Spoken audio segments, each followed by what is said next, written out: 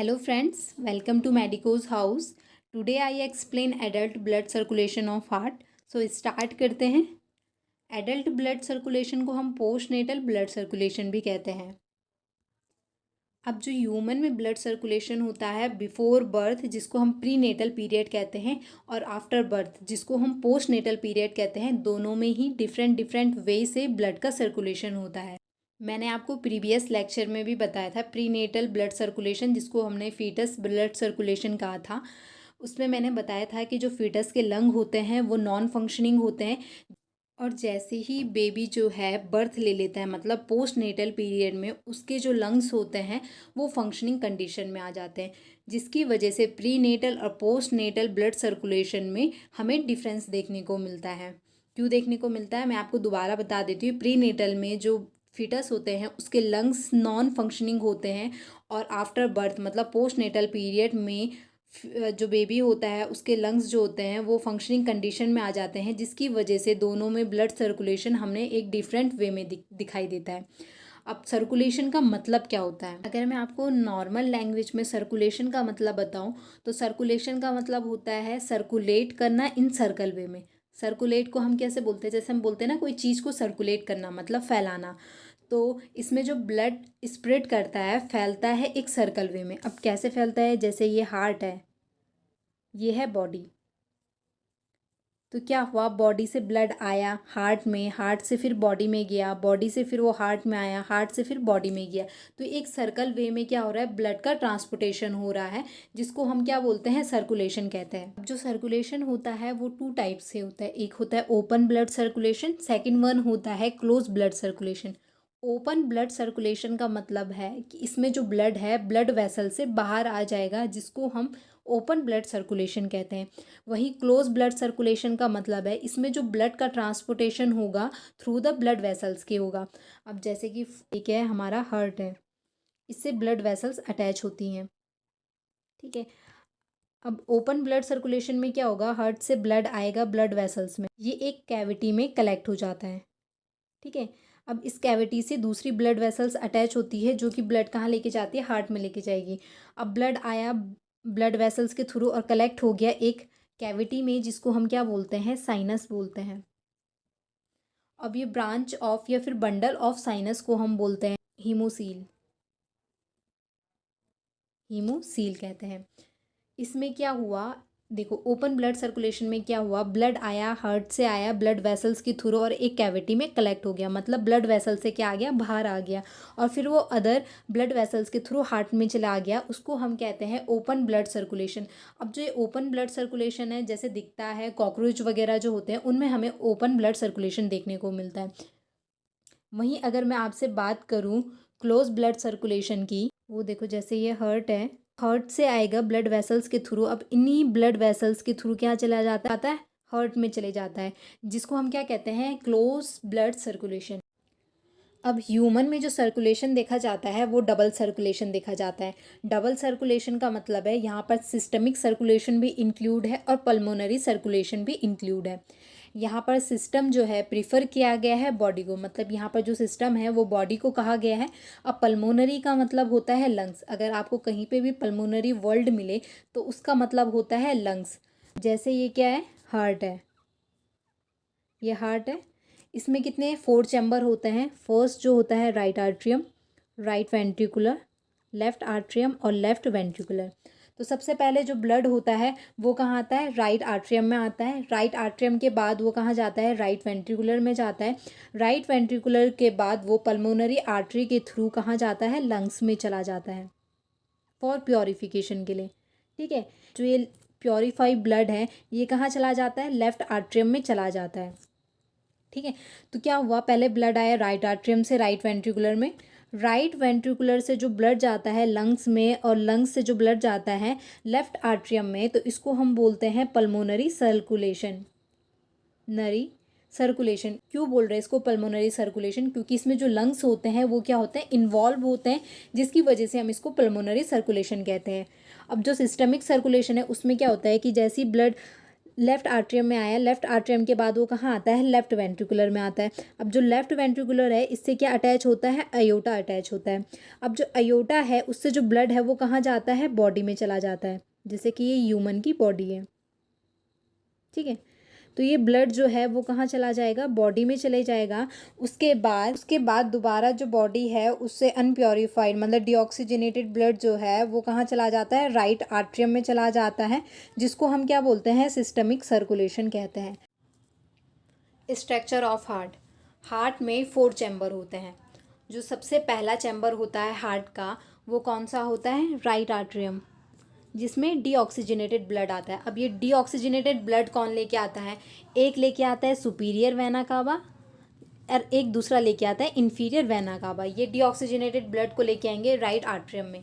Right atrium के बाद उसके बिलो में आता है राइट वेंट्रिकुलर, और राइट आर्ट्रियम और राइट वेंट्रिकुलर के बीच में आपको एक ये लीफ लाइक स्ट्रक्चर दिख रही होगी, जिसको हम बोलते हैं ट्राइकस्पिक वॉल्व।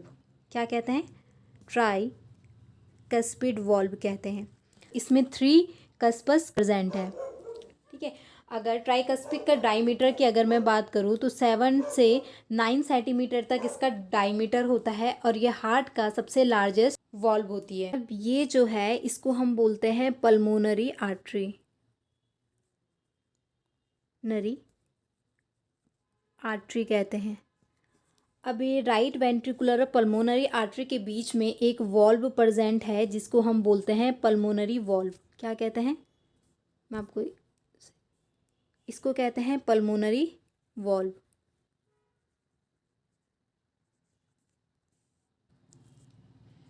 इसमें भी 3 कस्पस प्रेजेंट होते हैं, और इसका जो डायमीटर होता है वो 2.0 सेंटीमीटर होता है। ये सबसे स्मॉलेस्ट वॉल्व होती है हार्ट की। है लेफ्ट आर्ट्रियम, लेफ्ट आर्ट्रियम के बिलो में होता है लेफ्ट वेंट्रिकुलर। लेफ्ट आर्ट्रियम और लेफ्ट वेंट्रिकुलर को सेपरेट करता है बाइकस्पिड वॉल्व, या फिर इसको मिट्रल वॉल्व भी कहते हैं। क्या कहते हैं, बाइकस्पिड वॉल्व, कस्पिड वॉल्व, या फिर इसको कहते हैं मिट्रल वॉल्व, मिट्रल वॉल्व कहते हैं। इसका जो डायमीटर होता है 4 to 6 सेंटीमीटर इसका डायमीटर होता है। इसमें कंटेंड होते हैं 2 कस्पस। कितने कस्पस प्रेजेंट होते हैं, 2 कस्पस प्रेजेंट होते हैं। और ये सबसे मोस्टली क्या होता है, फॉल्टी वॉल्व इसको कहते हैं। ये क्या है, ये है अयोटा, ठीक है। अयोटा और ये बीच में, ये लेफ्ट वेंट्रिकुलर के बीच में एक लीफ लाइक स्ट्रक्चर मिल रही है, जो कि क्या करती है, अयोटा और लेफ्ट वेंट्रिकुलर को सेपरेट करके रखती है। इसको हम बोलते हैं अयोटिक वॉल्व। क्या कहते हैं, अयोटिक वॉल्व।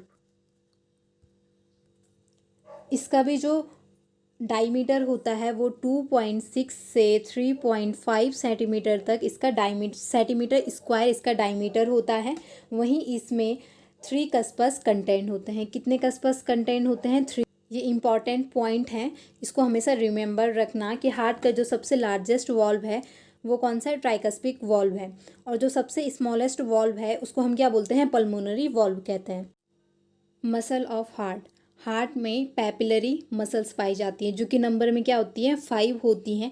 3 मसल्स जो होती हैं लोकेटेड होती हैं राइट वेंट्रिकुलर में, और 2 मसल्स जो होती हैं वो लोकेटेड होती हैं लेफ्ट वेंट्रिकुलर में।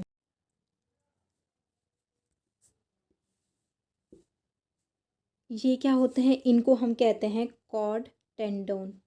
क्या बोलते हैं, कॉर्ड टेंडोन, ठीक है। अभी कॉर्ड टेंडोन क्या करता है कि जो कस्पस और कैपिलरी मसल्स के बीच में एक कनेक्शन का वर्क करता है। कभी भी जो ये वॉल्व होती है ये हमेशा डाउनवर्ड की तरफ खुलती है। ये कभी भी जो ये वॉल्व है ये अपर की साइड क्या नहीं होती हैं, ओपन नहीं होती हैं, बिकॉज ये क्या होती है, कॉर्ड टेंडोन के साथ क्या होती है, अटैच होती हैं। डाउनवर्ड ओपन होती है, मतलब हमेशा ऐसे ओपन होगी, नीचे की साइड क्या होगी, ओपन होगी। कभी भी ये अपर की साइड ओपन नहीं होती है because of cord tendon. Blood circulation of heart. सबसे पहले क्या होता है, जो सुपीरियर वेना कावा होता है, इन्फीरियर वेना कावा है, ये क्या करता है, ब्लड लेके आता है और राइट आर्ट्रियम में डालता है। सुपीरियर वेना कावा जो है अपर एक्सट्रीमिटी से ब्लड लेके आता है, और इन्फीरियर वेना कावा जो है वो लोअर एक्सट्रीमिटी से ब्लड लेके आएगा और कहाँ डाल देगा, राइट आर्ट्रियम में डाल देगा। अब राइट आर्ट्रियम में जैसे ही ब्लड फिल होगा, तो जब वो जितनी उस राइट आर्ट्रियम की कैपेसिटी, जब उतना ब्लड फिल हो जाएगा तो वो ब्लड क्या करेगा, ट्राइकस्पिक वॉल्व जो है, जो राइट आर्टरियम और राइट वेंट्रिकुलर को सेपरेट करती है, उस पर एक प्रेशर अप्लाई करेगी, जिसकी वजह से जो ट्राइकस्पिक वॉल्व है वो क्या हो जाएगी, ओपन हो जाएगी। अब जब ओपन हो जाते हैं तो ब्लड आ जाता है राइट वेंट्रिकुलर में। ठीक है, एक बात हमेशा याद रखना, कॉन्ट्रैक्शन जब भी होता है उस टाइम पे हार्ट में क्या होता है, ब्लड फिल होता है। आप इसको इस तरीके से भी समझ सकते हैं, जैसे ही एक बलून में हम क्या करते हैं, एयर फिल करते हैं, तो वो क्या है, एक तरीके से कॉन्ट्रैक्शन का वर्क करती है। और जब ब्लड अदर चैम्बर में ट्रांसफ़र होगा तो उस टाइम पे जो वो चैम्बर है वो क्या होगा, रिलैक्स हो जाएगा। अब जैसे ही राइट वेंट्रिकुलर में ब्लड फिल हुआ, तो फिल होने के बाद वो क्या करती है, पल्मोनरी वॉल्व पे प्रेशर डालती है, जिसकी वजह से पल्मोनरी वॉल्व जो है वो ओपन हो जाएगी और राइट वेंट्रिकुलर का ब्लड है वो पल्मोनरी आर्टरी के थ्रू कहाँ पहुँच जाएगा, लंग्स में पहुँच जाएगा। अब लंग्स में क्या होगा कि जो ये ब्लड है वो प्योरीफाइड होगा। किस मेथड के थ्रू, ये याद रखना हमेशा कि लंग्स में जो ब्लड का प्योरीफिकेशन होता है वो डिफ्यूज़न मेथड के थ्रू होता है। किसके थ्रू होता है, डिफ्यूज़न मेथड के थ्रू। अब ये डिफ्यूज़न मेथड क्या है, डिफ्यूज़न का मतलब होता है higher concentration to lower concentration, higher concentration to lower concentration की तरफ जाने में। देखो, इसमें डिफ्यूज़न मेथड इसलिए यूज़ हो रहा है क्योंकि जैसे ही हम क्या करते हैं, एयर को इनहेल करेंगे तो उस टाइम पे हमारे लंग्स में ऑक्सीजन की जो मात्रा है, ऑक्सीजन की जो अमाउंट है वो क्या होगा, ज़्यादा होगा अकॉर्डिंग टू ब्लड के। ठीक है, तो इसमें जो लंग्स में ज़्यादा ऑक्सीजन है वो कहाँ चले जाएगी, ब्लड में चले जाएगी। अब लंग से जो ऑक्सीजन थी वो कहाँ चली गई, ब्लड में चली गई। वो जो ब्लड था वो क्या हो गया, प्योरीफाइड हुआ। प्योरीफाइड होने के बाद ये पल्मोनरी वेन्स के थ्रू कहाँ चले जाता है, लेफ्ट आर्टरियम में चले जाते हैं। पल्मोनरी आर्टरी जो होती है वो नंबर में 2 होती हैं और जो पल्मोनरी वेन होती हैं वो नंबर में कितनी होती है, 4 होती है। तो पल्मोनरी वेन के थ्रू क्या कहाँ चले जाता है, लेफ्ट आर्टरियम में चले जाता है। अब जैसे ही लेफ्ट आर्टरियम में ब्लड फिल हुआ, उसने क्या किया, प्रेशर अप्लाई किया बाइकस्पिड वॉल्व और मिट्रल वॉल्व पे। जैसे ही प्रेशर अप्लाई करेगा, मिट्रल वॉल्व ओपन हो जाएगा और जो ब्लड है लेफ्ट आर्टरियम से लेफ्ट वेंट्रिकुलर में आ जाएगा। अब लेफ्ट वेंट्रिकुलर के और अयोटा के बीच में भी एक वॉल्व होता है जिसको हम क्या बोलते हैं, अयोटिक वॉल्व कहते हैं। जैसे ही ब्लड फिल हुआ लेफ्ट वेंट्रिकुलर में, वो क्या करेगा, प्रेशर अप्लाई करेगा अयोटिक वॉल्व में, जिसकी वजह से अयोटिक वॉल्व क्या होगा, ओपन हो जाएगा और जो प्योरीफाइड ब्लड है वो कहाँ चले जाएगा, अयोटा में चले जाएगा और अयोटा के थ्रू ही कहाँ चले जाएगा, डिफरेंट डिफरेंट बॉडी पार्ट में स्प्रेड हो जाएगा। मैं आपको एक रिकैप करा देती हूँ। सबसे पहले सुपीरियर वेना कावा, जिसमें अपर एक्सट्रीमिटी का ब्लड आता है, और इन्फीरियर वेना कावा जो कि लोअर एक्सट्रीमिटी का ब्लड लेके आएगा राइट आर्टरियम में। जैसे ही राइट आर्टरियम में ब्लड फिल हुआ, उसके बाद वो कहाँ जाता है, राइट वेंट्रिकुलर में जाएगा। राइट वेंट्रिकुलर से जो ब्लड है वो कहाँ चला जाएगा, पल्मोनरी आर्टरी के थ्रू लंग्स में चला जाएगा। लंग्स में क्या होगा, यहाँ पर प्योरीफिकेशन होगा थ्रू डिफ्यूज़न मेथड के थ्रू। जैसे प्योरीफाइड हो जाएगा ब्लड, वो कहाँ चले जाएगा, राइट आर्टरियम में चले जाएगा। अब जैसे ही राइट आर्टरियम में गया, राइट आर्टरियम के बाद वो राइट वेंट्रिकुलर में जाएगा। राइट वेंट्रिकुलर से वो कहाँ जाएगा, अयोटा में जाएगा। अयोटा के थ्रू कहाँ जाता है, डिफरेंट डिफरेंट बॉडी पार्ट में सप्लाई हो जाता है। एक बात और, अब बॉडी को फंक्शन करने के लिए हार्ट क्या कर रहा है, उनको ब्लड की सप्लाई कर रहा है, बट अब हार्ट को भी तो वर्क करने के लिए ब्लड की नीड होगी, तो इसको ये ब्लड है वो कहाँ से मिलता है। देखो, जो अयोटा होता है, वैसे इसके 5 पार्ट होते हैं, ये मैं आपको आगे लेक्चर, आने वाले लेक्चर में डिस्कस करूँगी। एक होता है, आप बस अभी ये ध्यान रखना है कि ascending aorta, arch of aorta, descending aorta, thoracic aorta और एब्डोमिनल अयोटा। तो जो असेंडिंग अयोटा होता है इसके 2 पार्ट्स होते हैं। ठीक है, अभी आप केवल असेंडिंग अयोटा के बारे में समझिए। असेंडिंग अयोटा, अब जो असेंडिंग अयोटा होता है ये 2 पार्ट्स में डिवाइडेड हो जाता है। एक होता है राइट कोरोनरी आर्टरी, दूसरा होता है left coronary artery.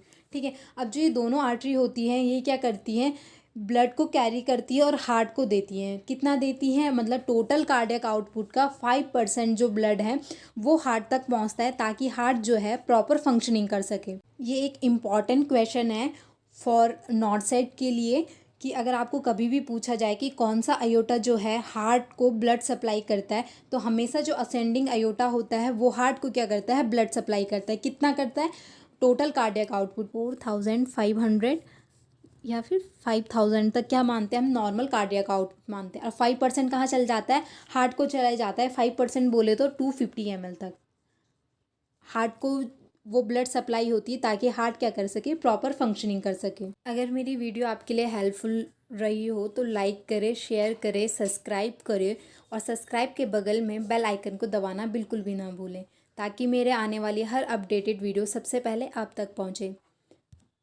Thank you for watching my video.